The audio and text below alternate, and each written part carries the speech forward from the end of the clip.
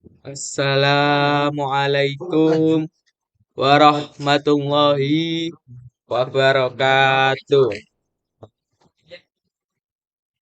Perkenalkan, nama saya Muhammad Royhan Mustafa dari kelas psikologi B dengan NIM 23010111075.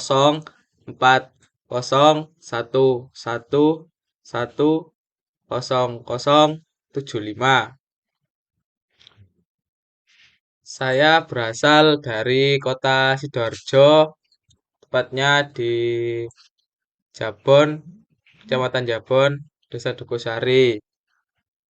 Saya saat ini sedang menempuh jenjang perkuliahan di Kota Malang, tepatnya di Universitas Islam Negeri Maulana Malik Ibrahim Malang.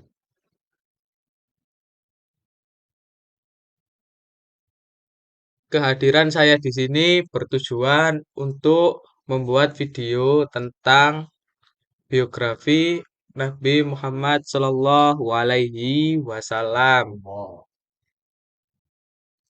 sebagai tugas TS semester 1 dalam mata kuliah Sejarah Peradaban Islam atau SPI.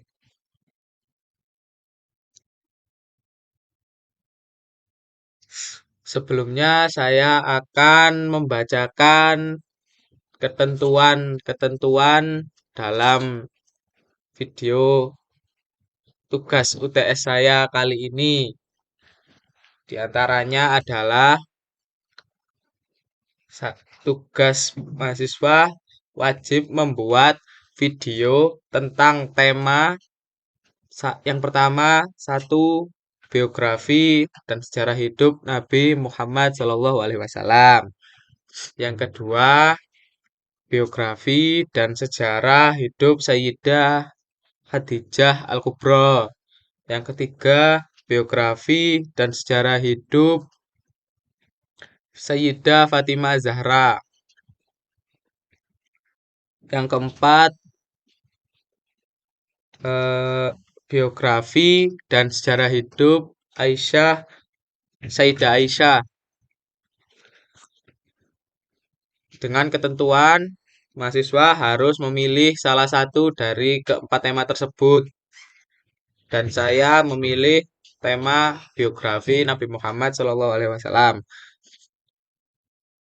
Durasi video ini minimal 45 menit dengan kualitas video yang jelas dan terang.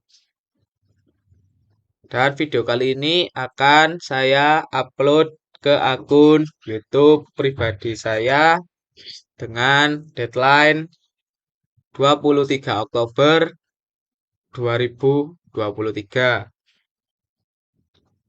Baik, sebelum saya mulai, hendaknya kita semua memanjatkan puja dan puji syukur terhadap kehadirat Allah Subhanahu wa taala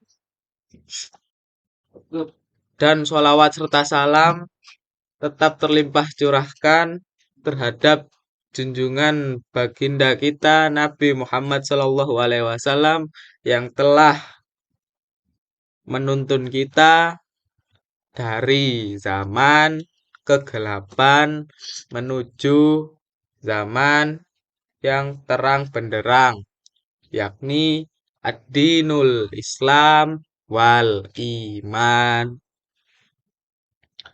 Yang terhormat Rektor UIN Maulana Malik Ibrahim Malang, Bapak Profesor Dr. Haji Muhammad Zainuddin MA, dan yang terhormat Bapak Aris Mahmudi MA selaku dosen mata kuliah Sejarah Peradaban Islam saya, dan yang saya banggakan teman-teman mahasiswa Universitas Islam Maulana Malik Ibrahim Malang.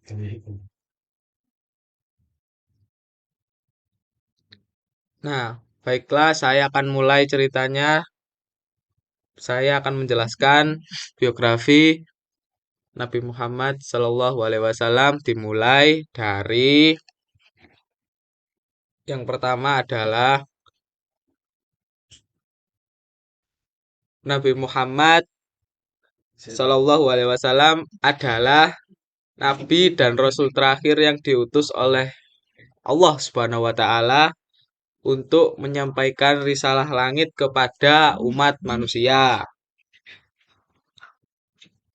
Agama Islam yang dibawa oleh baginda Rasulullah Nabi Muhammad Shallallahu Alaihi Wasallam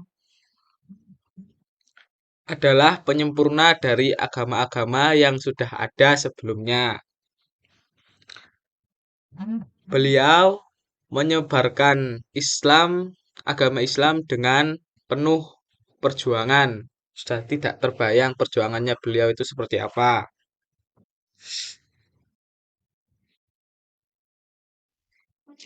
Sebentar, minum.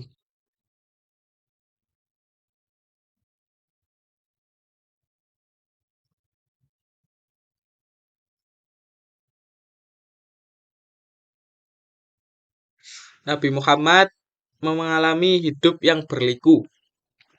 Meski menjadi manusia yang istimewa dan pilihan Allah, terlebih ketika menyebarkan agama Islam, beliau menghadapi berbagai macam rintangan dan tantangan, penolakan, halangan, bahkan upaya pembunuhan. Tetapi beliau menghadapi semua itu dengan penuh kasih sayang. Karena Nabi Muhammad diutus oleh Allah Subhanahu wa taala ke dunia tidak lain dan tidak bukan adalah sebagai rahmat bagi semesta Allah tanpa terkecuali satu makhluk pun, termasuk Anda dan saya. Nah, saya akan membahas kelahiran beliau. Ada banyak pendapat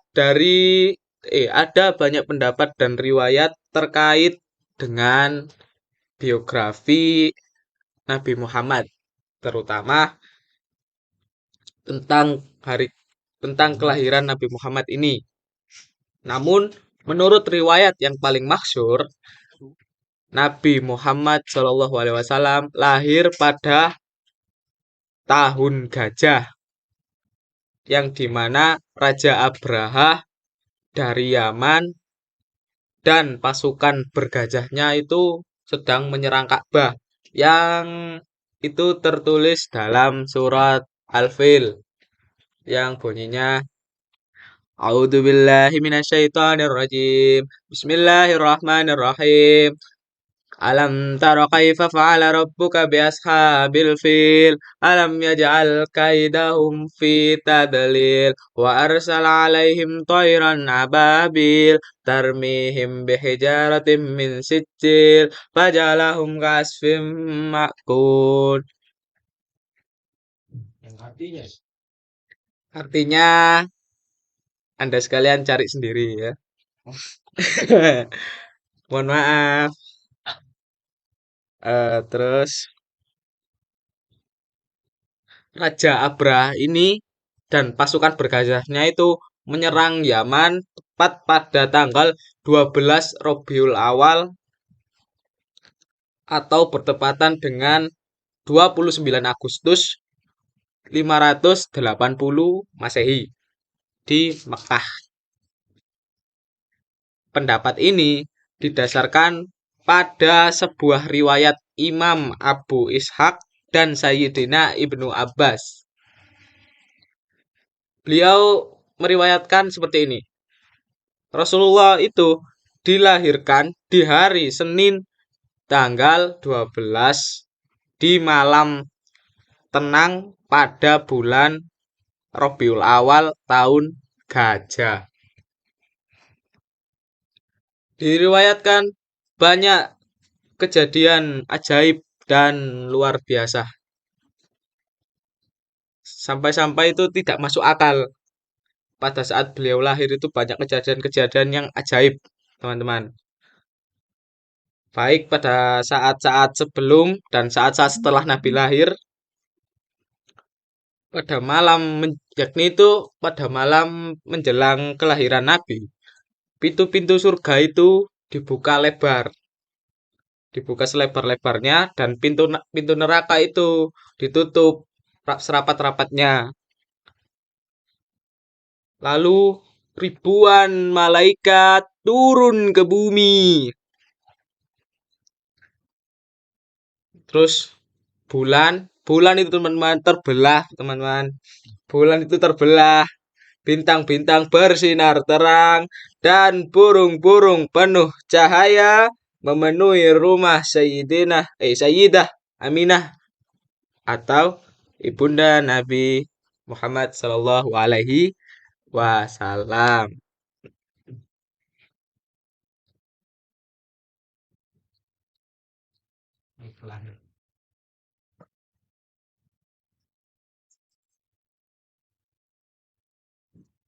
Oke, lanjut. Sementara sesaat setelah Nabi Muhammad lahir, jin tidak bisa lagi mengintip berita langit. Arash bergetar hebat, berguncang.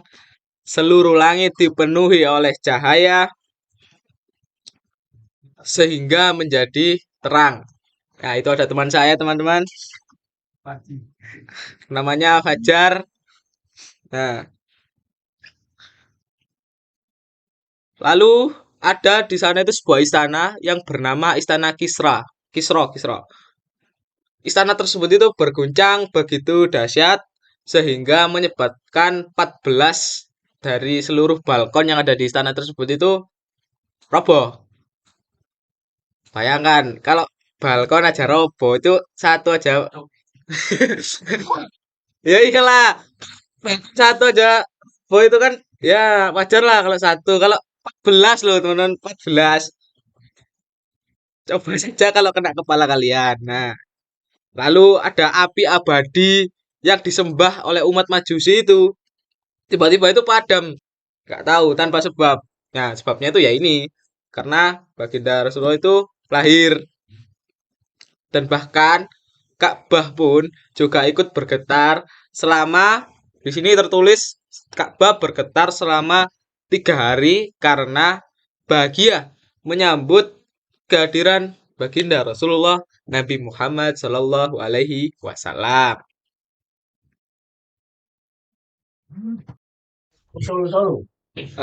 Saya akan melanjutkan yang selanjutnya itu adalah saya akan membahas tentang perihal nama baginda Nabi ini. Kenapa beliau itu dinamakan Muhammad? Nabi Muhammad bukanlah nama pemberian manusia.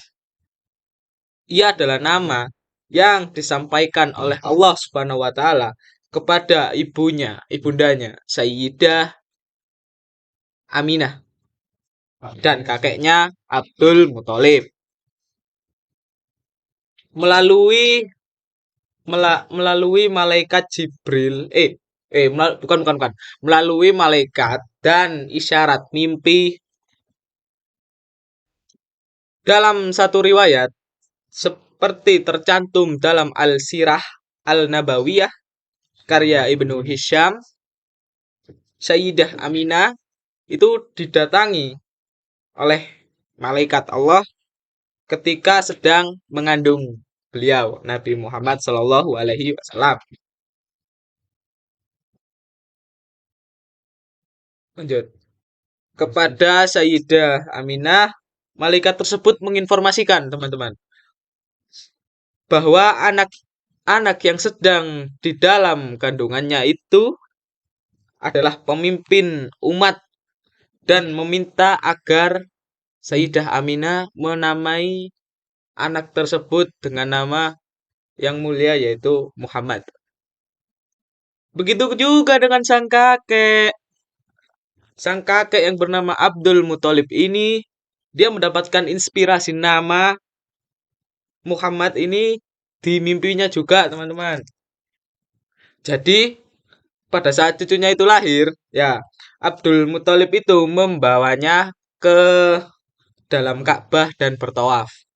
Setelah itu keluar dan melewati kerumunan massa. Jadi habis dari dalam Ka'bah itu beliau kan keluar melewati kerumunan-kerumunan orang-orang yang ada di sana. Mereka lalu bertanya, mereka ini yang dalam tanda kutip itu ya orang-orang yang kerumunan tadi teman-teman. Itu bertanya kepada kakek Rasulullah ini, Abdul Muthalib ini. Perihal nama cucunya tersebut.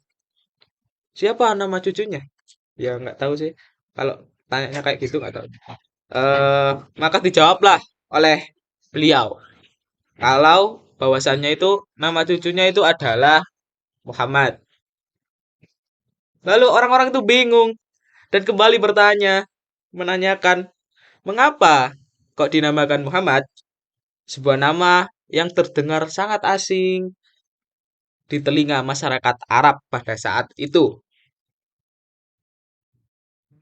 Karena tidak seorang pun saat itu tidak seorang pun dari nenek moyang dan bangsa Arab yang sebelumnya menggunakan nama tersebut, yakni nama Muhammad itu, teman-teman.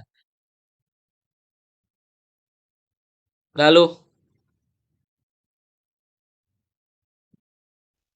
Abdul Muthalib itu menjawab, teman-teman.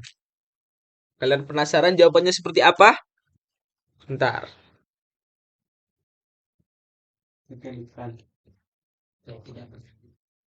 Beliau itu menjawab, teman-teman. Beliau itu berkata, sesungguhnya aku sangat ingin semua penduduk bumi memujinya. Jawab Abdul Thalib secara bahasa. Muhammad berarti yang dipuji ataupun yang terpuji, teman-teman. Nah, saya ini bangga punya nama ada Muhammadnya itu bangga, teman-teman. Karena ya meniru Nabi kita lah. Seperti itu. Nah, lanjut. Berikutnya saya akan membahas tentang nasab dari baginda Rasulullah ini, teman-teman. Tapi sebelum itu saya izin untuk membaca ya, teman-teman, karena saya tidak begitu hafal karena sulit. Maaf, maaf. Wes, wes. Sik ta. Jumatan. Oke, nasab Rasulullah. Beliau adalah Abu Al-Qasim Muhammad bin Abdullah bin Abdul Muthalib bin Hashim bin Abdi Manaf bin Kusai bin Kilab bin Murrah bin Ka'ab bin Lu'ay bin Ghalib, terus bin Fir bin Malik bin An-Nadr bin Kinanah bin Huzaimah bin Mudrikah bin Ilyas bin Mudar bin Nizar bin Ma'ad bin Adnan bin Udab bin Al-Muqawwam bin Nahur bin Tairah bin Ya'rub bin Yasjub bin Nabit bin Ismail bin Ibrahim alaihissalam bin Tarih atau Azar bin Nahur bin Saru bin Ra'u bin Falih bin Aibir bin Sheikh bin Arfakhsyad bin Sam bin Nuh alaihissalam bin Lam bin Mutusyaf bin Nuh, yaitu Nabi Idris, keturunan Nabi Adam yang pertama yang menjadi nabi dan menulis dengan pena, bin Yardo bin Mahlil bin Kinan bin Yanis bin Sits bin Adam alaihissalam. Panjang, teman-teman. Nasab ini itu disebutkan oleh Muhammad bin Ishaq bin Yasar al-Madani pada salah satu riwayatnya. Nasab Rasulullah sampai Adnan disepakati oleh para ulama, sedangkan setelah Adnan terjadi perbedaan pendapat yang dimaksud pendapat perbedaan pendapat yang dimaksud Quraisy adalah putra Fir bin Malik atau An-Nadri bin Kinanah. Itu teman-teman. Oke. Sebelum itu, karena hari ini adalah hari Jumat dan saya laki-laki, saya wajib untuk Jumatan, saya izin untuk jeda dulu. Kembali setelah Jumatan. Jangan lupa Jumatan kalian, wahai manusia laki-laki. Yo, what's up teman-teman? Saya kembali dari Jumatan. Dan saya akan melanjutkan cerita saya yang tadi. Dan saat ini saya akan membahas tentang masa anak-anak dari baginda Nabi Shallallahu Alaihi Wasallam. Nabi Muhammad Shallallahu Alaihi Wasallam adalah seorang yatim piatu sejak beliau masih kecil. Beliau itu ditinggal wafat oleh ayahnya Sayyidina Abdullah ketika masih di dalam kandungan. Sang ayahanda Sayyidina Abdullah ini jatuh sakit dan kemudian beliau wafat dalam perjalanan kembali ke Mekah setelah sebulan berdagang di Syam. Dia kemudian dimakamkan di kota Madinah, teman-teman. Sementara sang ibunda, Sayyidah Aminah, wafat ketika Nabi Muhammad berusia 6 tahun. Jadi sudah jadi sang ibu ini mati ketika Nabi Muhammad itu masih berusia 6 tahun, teman-teman, masih kecil. Merujuk buku Muhammad, kisah hidup Nabi berdasarkan sumber klasik Martin Lings 2012, Nabi Muhammad hidup bersama ibundanya selama 3 tahun atau hingga beliau berusia 6 tahun. Saat usia 1 tahun, beliau hidup bersama dengan ibu susuannya Sayyidah Halimah dan Sayyidah Halimah Asadiyah di kampung Bani Sa'ad.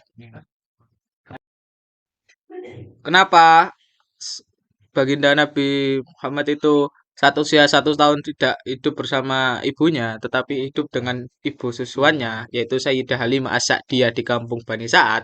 Karena keluarga Arab pada saat itu keluarga Arab kota ya, terutama memiliki kebiasaan untuk menitipkan anak mereka yang baru lahir. Anak mereka yang baru lahir itu dititipkan kepada perempuan desa atau gurun untuk disusui. Hal ini dilakukan agar anak mereka terhindar dari penyakit yang ada di wilayah perkotaan. Dan juga agar anak mereka itu memiliki tubuh yang sehat dan agar anak-anak mereka fasih dalam belajar bahasa Arab, teman-teman. Bentar.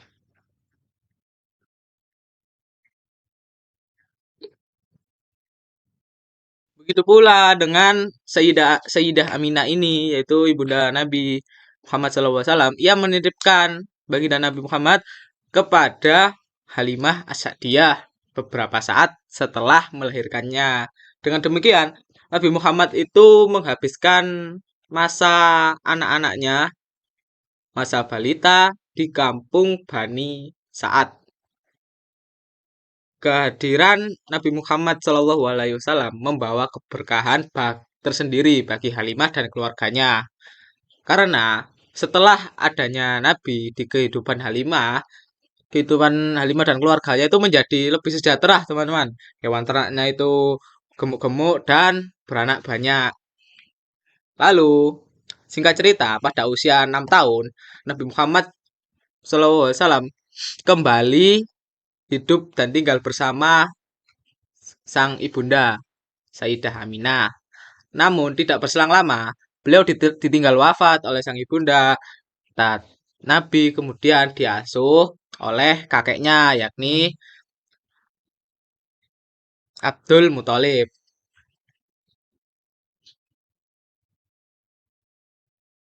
Tapi tidak lama, teman-teman.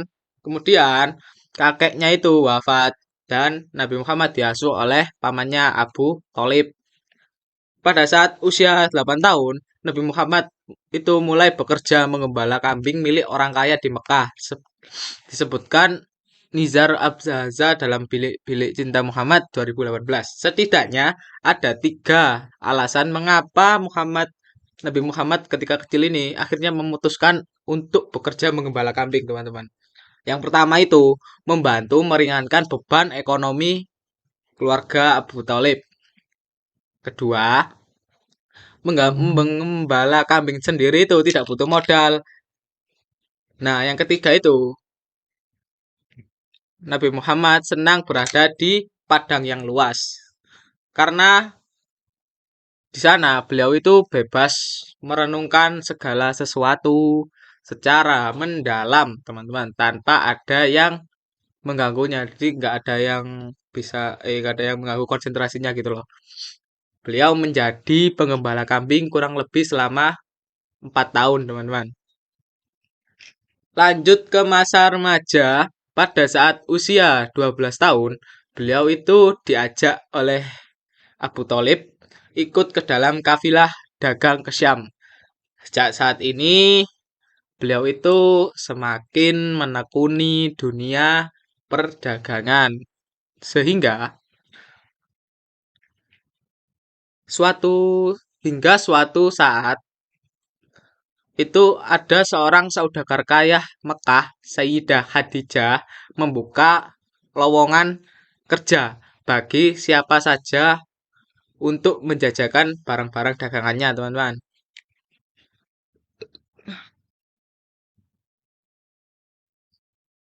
Abu Thalib mendengar hal itu, kemudian menawarkannya kepada Nabi Muhammad Shallallahu Alaihi Wasallam. Beliau menerima tawaran tersebut. Nah, tugas pertama yang diterima oleh baginda Nabi Muhammad SAW adalah berniaga ke negeri Syam. Beliau ditemani Maisyarah. Siapa itu Maisyarah? Maisyarah itu adalah budak dari saudagar kaya itu tadi. Siapa itu? Khadijah, Sayyidah Khadijah, dengan membawa barang-barang dagangannya yang berupa kain-kain, teman-teman. Berkat kerja keras, sikap jujur, dan amanah, Nabi Muhammad berhasil menjajalkan barang dagangannya. Tidak semua tidak tidak cukup itu, tidak sebatas itu. Semua barang dagangannya itu laris, laku terjual dan untung banyak. Setelah mendengarkan cerita dari Maisyaro sang budak ini, Sayyidah Khadijah terkesima dengan sikap perangai Nabi Muhammad SAW dalam menjajakan barang dagangannya. Dalam apa ya, skill berdagangnya lah. Merujuk pada buku Muhammad At-Trader, Nabi Muhammad sudah menjadi pemimpin kafilah dagang ke luar negeri pada saat usianya itu 17 tahun. Ia berdagang hingga ke 17 negeri lebih, teman-teman. Di antaranya itu ada Syam, Yordania, Bahrain, Busra, Irak, Yaman, dan lainnya, teman-teman. Di dalam Sirah An-Nabawiyah, Sirah Nabawiyah Al-Mubarak Furi menjelaskan bahwa Nabi Muhammad menggandeng As-Sa'ib As-Sa'ib bin Abu Sa'ib sebagai partner kerja beliau pada saat awal-awal mulai bisnis. Bagi Nabi, Abu Sa'ib ini adalah rekan terbaiknya dalam bisnis, teman-teman, yang tidak pernah berselisih dan tidak curang. Beliau ini orangnya jujur. Demikian, demikian. Pokoknya intinya itu orang itu jujur, makanya Nabi itu mempercayainya sebagai rekan bisnisnya. Nah, tadi kan diceritakan bahwa majikannya ini Sayyidah Khadijah itu terkesima dengan kehebatan Nabi Muhammad. Nah, menariknya Siti Khadijah ini adalah saudagar kaya yang dikenal banyak diincar oleh kaum pria. Namun, ia lebih memilih pria dengan akhlak yang mulia ketimbang harta yang berlimpah, teman-teman. Dilansir dari artikel Tribun Jabar, kisah perkenalan Siti Khadijah dan Nabi Muhammad itu dimulai meski setelah jatuh hati kepada Rasulullah. Siti Khadijah tidak mengungkapkan perasaannya langsung pada sang Rasul.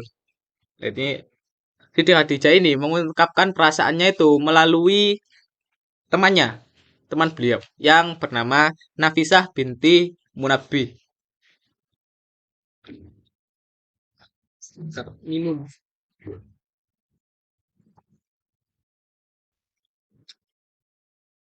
Nah, temannya Khadijah ini, Sayyidah Khadijah ini, yang bernama Nafisah tadi, memang tidak langsung meminta Nabi Muhammad itu menikahi Siti Khadijah. Tetapi pada saat itu, temannya ini Nafisah berdialog dan menanyakan alasan kenapa Rasulullah masih belum juga menikah.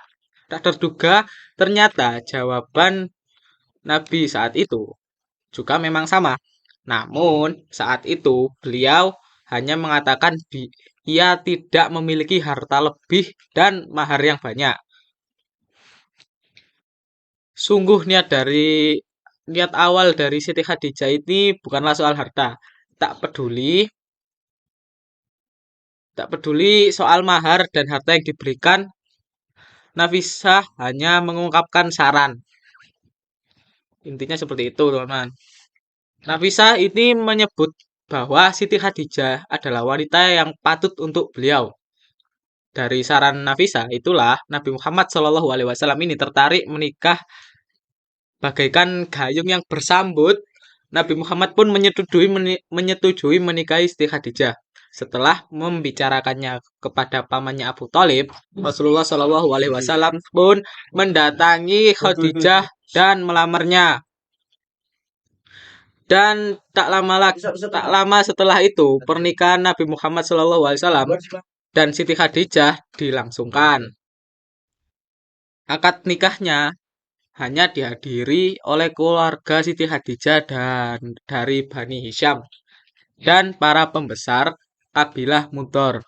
Dikutip dari muslim.or.id, dalam pernikahannya Nabi Muhammad SAW memberikan mahar berupa 20 ekor unta muda. Dalam sejarah Islam diketahui ketika menikah Siti Khadijah Nabi Muhammad itu berusia matang 25 tahun, teman-teman. Sementara itu Siti Khadijah ini berusia 40 tahun. Jadi itu ada rentang jarak perbedaan umur itu sekitar berapa ya? 25, 11, 20, 25, 40 itu berarti 15 tahun, teman-teman.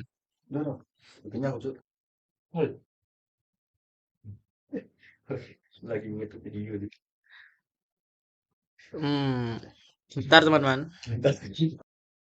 Singkat cerita, pada saat baginda Nabi Muhammad ini berusia 40 tahun, Allah Subhanahu wa taala memilihnya untuk membawa risalahnya, yaitu diangkat menjadi nabi lah istilahnya, teman-teman. Saat itu Jibril mendatanginya ketika Nabi Muhammad sedang berada di Gua Hira yang terletak di sebuah gunung di Mekah.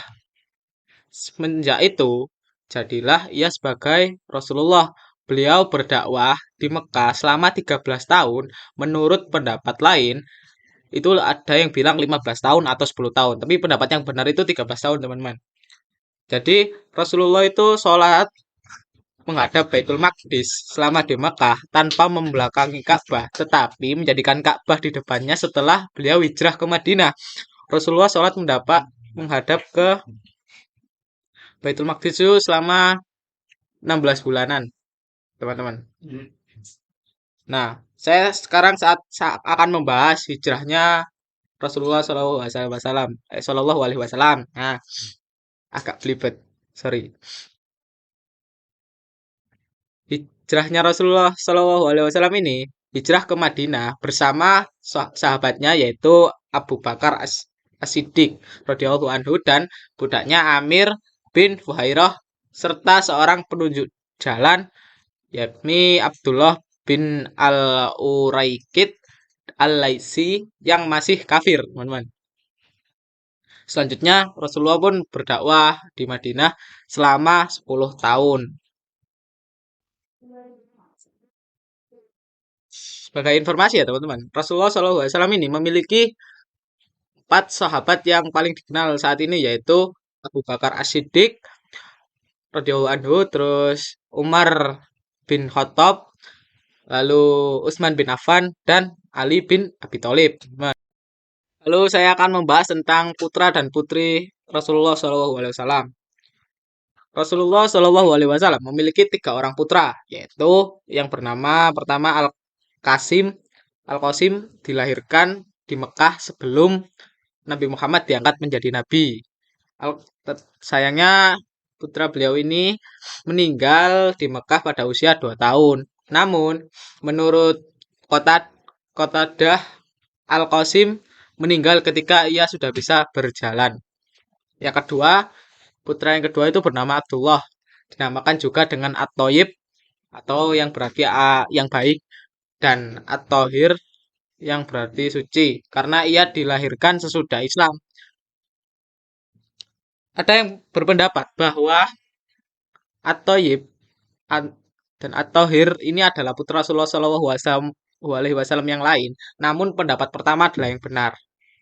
Yang ketiga itu beliau menamakannya Ibrahim, dilahirkan dan wafat di Madinah tahun 10 Hijriah pada usia 17 tahun, teman-teman, atau 17 bulan atau 18 bulan. Ada pendapat yang mengatakan Rasulullah SAW memiliki putra lain yang bernama Abdul Uzza, tapi pendapat ini sangat lemah karena Allah Subhanahu wa taala mensucikan dan melindungi Nabi Shallallahu alaihi wasallam dari hal yang demikian. Lalu putri-putri Rasulullah Shallallahu alaihi wasallam. Putri yang pertama bernama Zainab. Ia menikah dengan Abu Al-Ash bin Rabi'in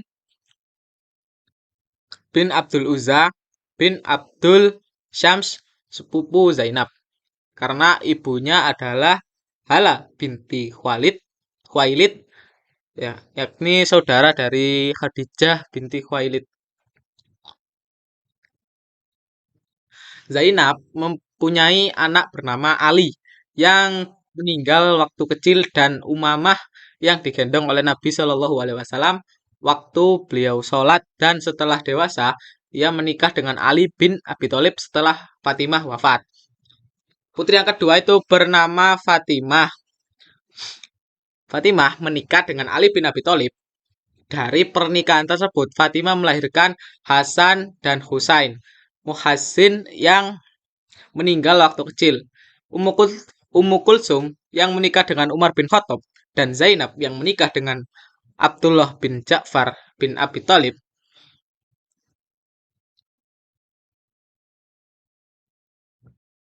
Lalu putrinya yang ketiga itu bernama Ruqayyah yang menikah dengan Utsman bin Affan. Dia meninggal di pangkuan Utsman bin Affan. Lalu Utsman itu menikahi Ummu Kulsum, yaitu adik dari Ruqayyah yang juga meninggal di pangkuannya. Ruqayyah memiliki seorang putra yang bernama Abdullah, sehingga Utsman dipanggil dengan kunyah Abdul. Lanjut, sekarang saya akan membahas tentang peperangan yang dihadapi oleh Rasulullah SAW semasa hidupnya.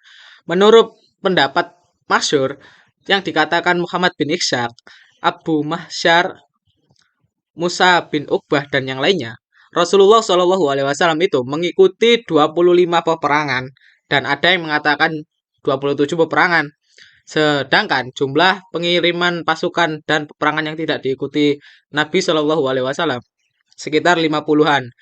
Di antara 25 peperangan tersebut yang terjadi pertempuran sebanyak 9 kali, yaitu di Perang Badar, Perang Uhud, Perang Khandaq, Perang Bani Quraidah, Perang Mustalik, Perang Khaybar, lalu Fathul Makkah, Perang Hunian dan Taif, dan ada yang mengatakan terjadi pertempuran juga di Wadil Qura Al-Ghobadan Bani Nadir. Nah, di sini saya akan menjelaskan salah satu sejarah dari salah satu perang yang besar, yaitu Perang Badar ya. Ya, teman-teman. Perang Badar ini terjadi di bulan Ramadan, yaitu tepatnya pada saat 17 Ramadan tahun 2 Hijriah. Penyebab terjadinya perang besar yaitu Perang Badar ini yaitu karena adanya penyergapan pada kafilah Abu Sufyan yang pulang dari ekspedisi dagang dari Suriah, teman-teman. Penyergapan tersebut penting karena menjadi simbol politis dari pengaruh Islam di tanah Arab. Dalam bukunya Muhammad Prophet for Our Time 2006, Karen Armstrong menulis bahwa Abu Sufyan kemudian mendengar kabar kaum muslimin bermaksud menyerang kafilahnya. Karena itu, Abu Sufyan mengambil rute yang berbeda, bertolak menjauhi jalur pantai Laut Merah dan mengirim utusan untuk berangkat duluan ke Mekah demi meminta bantuan.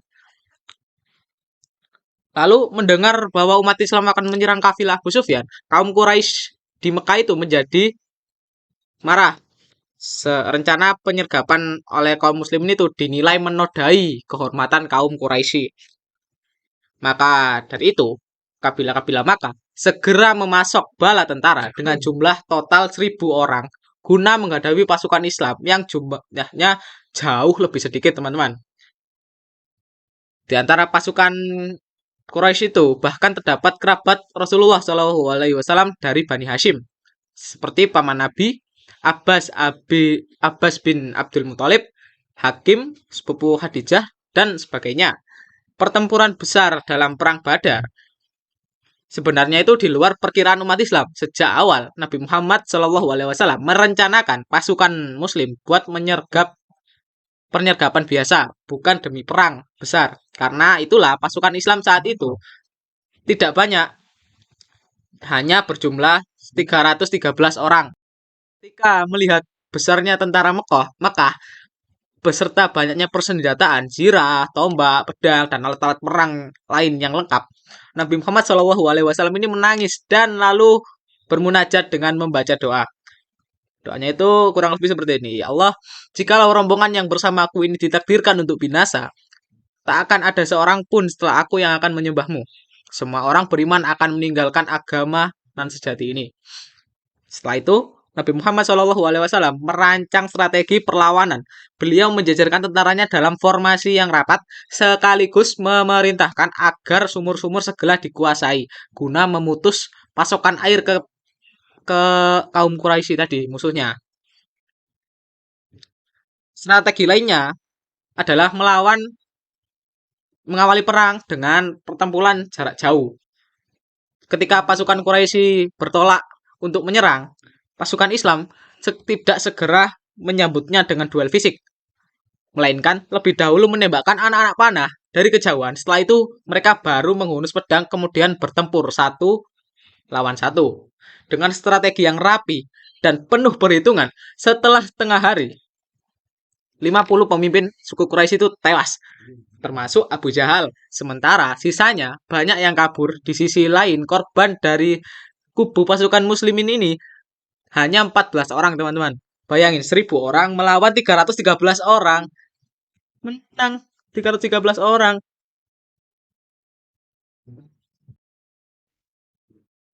Pertempuran Badar diriwayatkan itu tidak berlangsung lama, teman-teman. Diperkirakan hanya butuh waktu sekitar 2 jam bagi pasukan kaum muslimin untuk memporak-porandakan pertahanan bala tentara kaum Quraisy dan memanfaatkan kekacauan tersebut untuk memenangkan perang. Di akhir perang Badar, selain berhasil memukul mundur 1.000 pasukan tentara Quraisy, pasukan muslim mengambil rampasan 600 persenjataan lengkap, 700 unta, dan 300 kuda serta peniagaan kafilah Abu Sufyan tadi yang di awal. Lanjut, saat ini saya akan membahas tentang yang terakhir itu adalah tentang wafatnya baginda Nabi Muhammad SAW. Beliau wafat pada 8 Juni 632 Masehi. Pada tahun 632 itu atau setelah 10 tahun Nabi hijrah ke Madinah, Nabi Muhammad menunaikan ibadah haji ke Mekah. Setelah naik haji, Nabi Muhammad itu menyampaikan sebuah pidato yang terkenal sebagai khutbah perpisahan atau khutbah wada di Gunung Arafah timur Mekah. Lewat pidato ini, Nabi Muhammad menyampaikan kepada pengikutnya untuk tidak mengikuti aturan adat pra-Islam tertentu. Tidak lama setelah itu, Nabi Muhammad mulai menderita sakit yang cukup parah, teman-teman. Tepatnya pada tahun 29 Safar tahun 11 Hijriah. Nabi Muhammad mengalami sakit kepala, demam yang tinggi selama beberapa waktu setelah pulang dari naik haji untuk pertama dan terakhirnya. Kondisi ini terus dialami oleh Rasulullah selama kurang lebih 14 hari atau 2 minggu. Kendati begitu lama, selama 11 hari berturut-turut, Nabi masih menyempatkan untuk mengimami sholat berjamaah, teman-teman. Beliau tidak pernah meninggalkan sholatnya, teman-teman. Lalu, pada hari Senin, tanggal 8 Juni 632, Nabi Muhammad meninggal di rumah istrinya, Siti Aisyah. Nabi Muhammad meninggal karena sakit dalam usia 63 tahun ketika posisi kepalanya sedang bertumpu di pangkuan Siti Aisyah. Ketika Nabi Muhammad baru saja dinyatakan meninggal, banyak para kerabat, para sahabat yang tidak percaya. Jasad Nabi kemudian dikebumikan di kompleks Masjid Nabawi di Madinah yang saat ini di bawah naungan kubah hijau. Nabi Muhammad sepeninggal Nabi Muhammad itu memberikan peninggalan dengan memberikan beberapa peninggalan berharga, termasuk diantaranya 2 petunjuk pedoman bagi umat muslim, yaitu Al-Quran dan hadis, teman-teman. Selain itu, sebelum kematiannya, Nabi Muhammad menerima wahyu terakhir, yakni Al-Quran Surat Al-Ma'idah ayat ketiga, yang berisi pesan mengenai makanan apa saja yang dilarang untuk kaum muslimin untuk dikonsumsi. Dalam surat itu Allah meridhoi Islam sebagai agama penyempurna yang disempurnakan dan disempurnakan. Setelah Nabi Muhammad wafat, pemerintahan Islam dilanjutkan oleh sahabat-sahabat beliau secara berturut-turut, yaitu Abu Bakar As-Siddiq, Umar bin Khattab, lalu Utsman bin Affan, lalu Ali bin Abi Thalib sebagai Khulafaur Rasyidin, teman-teman. Ya, sepertinya sekian dari saya, itulah biografi tentang Nabi Muhammad SAW. Saya meminta maaf jika ada kurangnya dalam penyampaian saya dan kurangnya ada kata-kata yang tidak tepat. Saya mohon maaf sebesar-besarnya. Sebagai penutup, saya ada kata-kata motivasi buat kalian hari ini. Jangan menjadi pemalas, karena siapa tahu satu langkah kalian keluar dari kamar, satu langkah pula kalian menuju kesuksesan. Anjay. Baik, sekian dari saya. Saya Muhammad Royhan Mustafa, pamit undur diri. Ihdinas siratal mustaqim. Wabillahi taufiq wal hidayah. Waridha wal inayah. Wassalamualaikum warahmatullahi wabarakatuh. Allahumma shalli ala Muhammad. Lali.